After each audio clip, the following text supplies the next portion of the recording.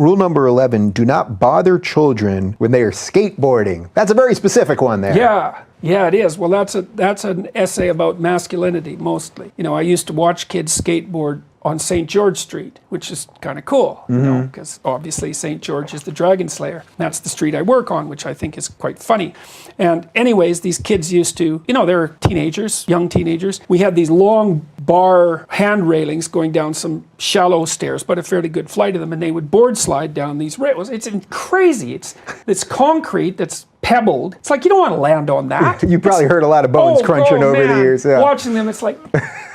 you know, and they didn't have much protective gear on, and you know, and eventually the university put up things to stop them, you know, from doing this, which I complain about in this chapter for a bunch of reasons. But like, I liked watching those kids. I like watching skateboarders do those crazy things because they're trying to become competent, like, and they're facing danger. They don't want the damn protective gear. Like sometimes it's just stupidity. It's like, wear a damn helmet, you know. But sometimes it's not. It's like, no, I don't want to wear a helmet. I want to expose myself to this danger. It's not that I'm stupid. Maybe it is. You know, I'm just being careless. Right. But maybe it's not. It's like, no, I'm facing the danger. I'm trying to master it. And if you watch kids board slide down like handrails, if you don't think that that's courageous, then and maybe stupid. Those two things aren't so easy to distinguish. Yeah. But it's brave. And when they do it, it's like amazing. It's impossible to do that. You jump in the air, you grab your skateboard, you balance on this stupid rail, you slide for 20 feet. And the price for failure is, well, you do the splits on the rail. That's not fun. You know, or you land head first on the That's not good. That's not good. Fun. Yeah. No, that's bad. That can change your masculinity like that. You know? Yeah. And so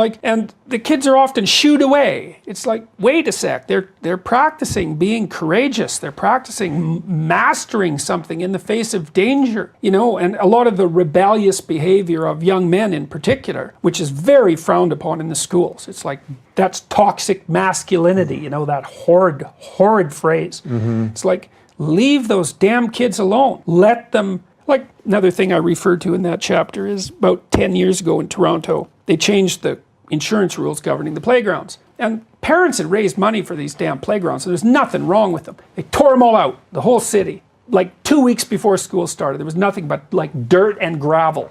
What happened? They weren't rubber enough, or they weren't bouncy enough? Or? They were too unsafe. Who knows? Right. Who knows what? There was nothing wrong with them, you know. Well, then I saw the kids on top of the schools, you know. So, because they needed some danger. Yeah. And we know that kids on playground equipment, they will push to the limit of their ability. That's what you see, what you like when you go see a sport like gymnastics. You know, you think, you go see a gymnast and like the gymnast does a flawless routine and like everybody claps like mad and you know, the judges say 9.9 and and then the next person comes up and they're screwed. It's like 9.9. It was basically perfect. How can you do better than perfect? And then they do it. And you can do better than perfect because so the person is like, they're on the edge. And they go out there and you watch them, you feel it in your body because you're mimicking them physiologically. You see that everything they do is that much farther out into chaos than anything they've ever done, right? They're pushing themselves to the absolute limit of their ability. And everyone's like this because you tell with every gesture that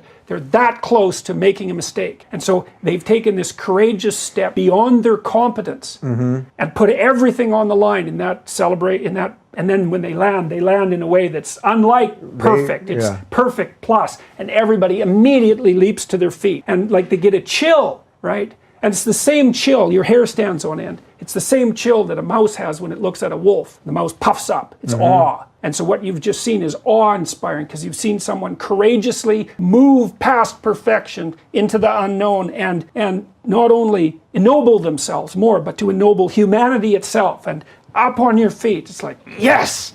And then it's tens, right? It's tens. Yeah. And they win the gold. And it's like, well, everyone knows what that's like. It's like a great musical performance. And that's being in that place where everything lines up. It's better than perfect. One is the loneliest number that you'll ever do. Two can be as bad as one. It's the loneliest number since the number one.